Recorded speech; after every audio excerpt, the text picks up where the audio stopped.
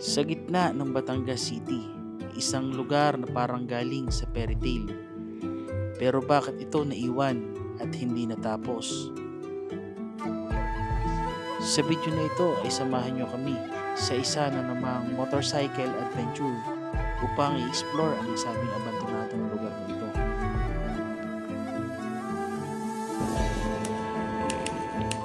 Buti bukas. Wala nagbabantay. Ba't walang nagbabantay dyan? Abandonado na.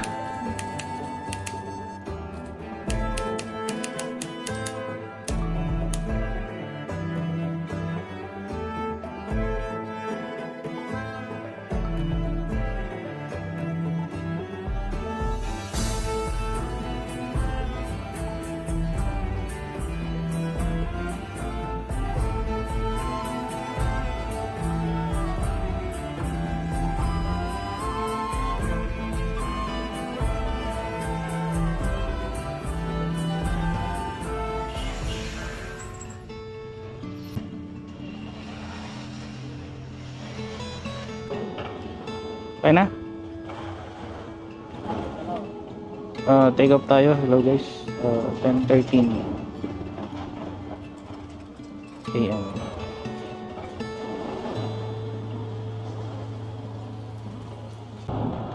Hello guys. Good afternoon. So dito na tayo mag-intro. Bali ang destination natin ngayon guys is Fantasy World ito sa Lemery, Batangas. So itong daan na to guys, ito yung galing ng Palubang labas sa Nobody, Santa Rosa. Sabi ko na yung daan. Okay.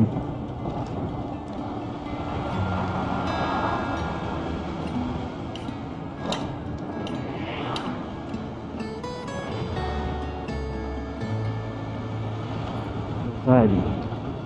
Itong tinataanan natin ngayon guys, ito yung part na ng Valley, Santa Rosa.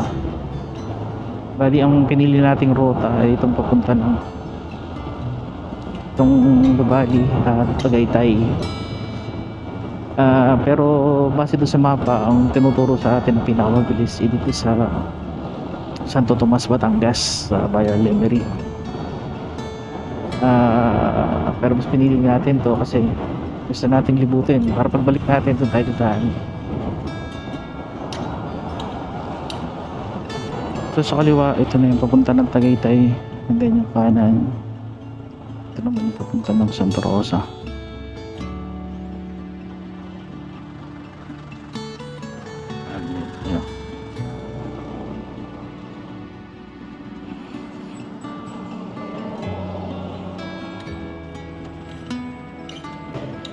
Ito pala yung ginagawang SM dito. Ito pala yung ginagawang SM dito. Laki no? SM nga ba to? Oo nga. NB Tower. SM nga. NB Tower. SM ano to? Ang laki oh. Ayun yun. Ganun ang itsura niya oh.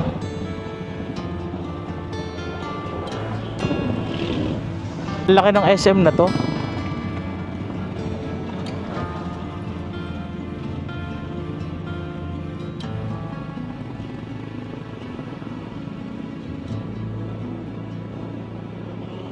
SM office.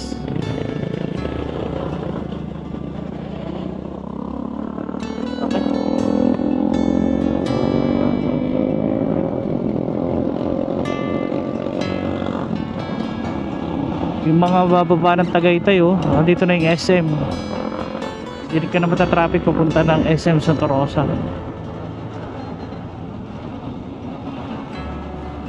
Ganda pati.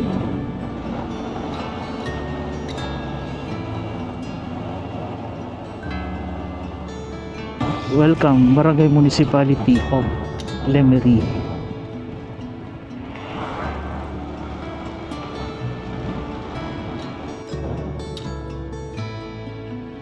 So dito kita na yung castle. Yun pa yung castle. Yun nga.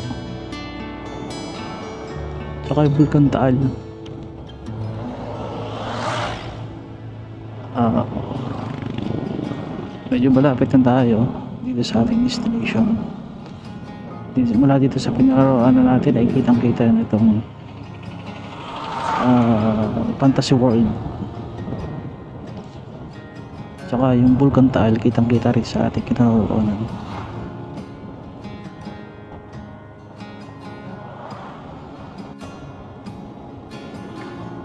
So ayun guys, papasok natin ng Lemery.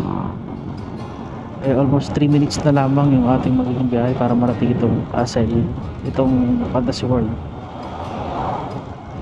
Liliko tayo dito sa may Payapa Road. Dito sa mula sa kinaroroonan natin yun, kita natin sa may kabilang side.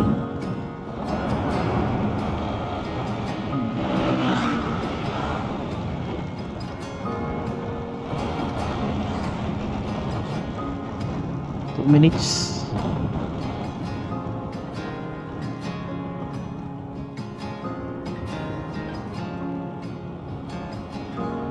Dito, so ito yung pinakang likod.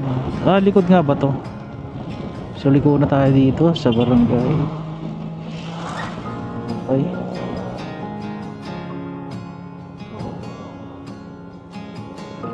Pwede ba dyan pumasok? Pwede nga ba? Ay, may pumasok eh.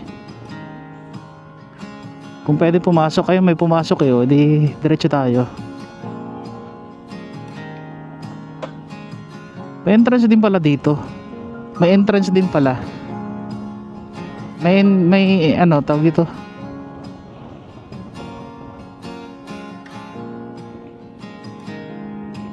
Oh, buti bukas. Wala nagbabantay oh. Ba't wala nagbabantay dyan? Abandonado na.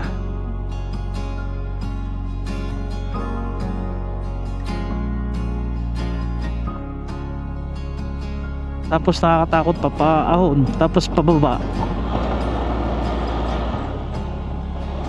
Kasi mga ilaw, tiyan mo, mukhang abandonado na.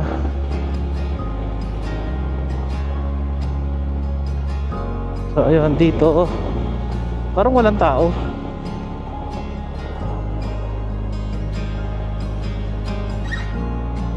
Nasa gilid din tayo nitong Fantasy World. Pero parang ano, oh, ay,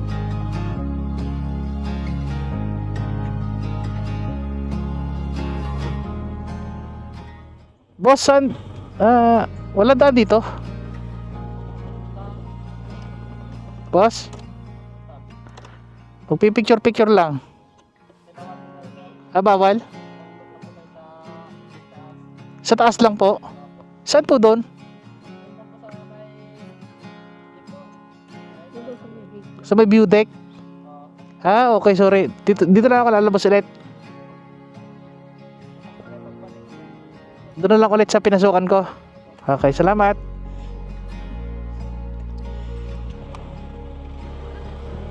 Sinundan ko kasi yung pumasok na motor. Kala ko pwede. Siguro taga dito yon. Okay, thank you. Bawal palang pumasok dito. Doon lang sa taas. Abandonado. Ba't kaya? Ano ka naman dahilan? Bawal daw mag picture eh. Doon lang sa taas pwede mag picture siguro.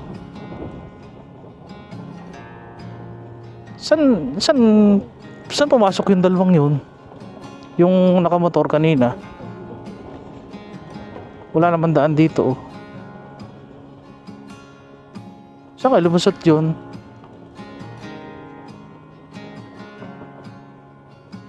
Wala naman lusutan dito. Ano yung multo?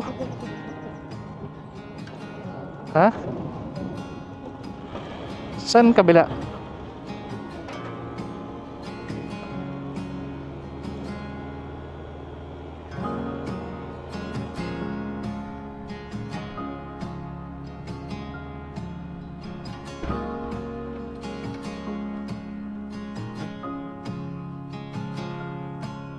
Dito pa talaga.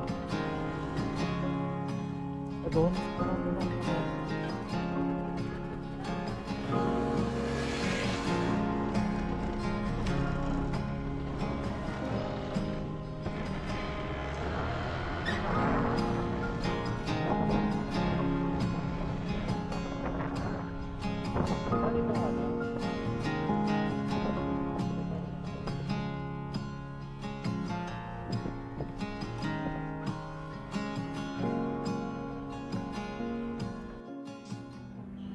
Ang Fantasy World sa Lemery, Batangas ay sinimulang itayo noong 1999 bilang isang eksklusibong membership club na naglalayong maging Disney World of the Philippines na may pondo na 17 billion pesos. Dahil sa mga issue ng financial at pagkakasakit ng may-ari ng ECA Realty, itinigil ang construction nito noong kalagitnaan ng 2000 bago pa man natapos. Nagsimula ito bilang isang malaking proyekto na may temang resort theme park na nilayo makipagkompetensya sa mga lokal na atraksyon. Dahil sa kakulungan ng pondo at pagkakasakit ng may-ari na si Emilio Ching ng ECA Realty, huminto ang operasyon nito noong kalagitnaan ng 2000. Binili ng mga bagong may-ari at binuksan sa publiko noong unang bahagi ng 2010. Ngayon, ito ay isang sikat na destinasyon para sa mga photoshoot at pasyalan dahil sa kastilyo nito sa ibabaw ng Bihor. Bagaman hindi ito natapos ang kabuuang theme park, kilala naman ito ngayon bilang isang abandoned o unfinished theme park na nagbibigay ng kakaibang ganda sa neighborhood.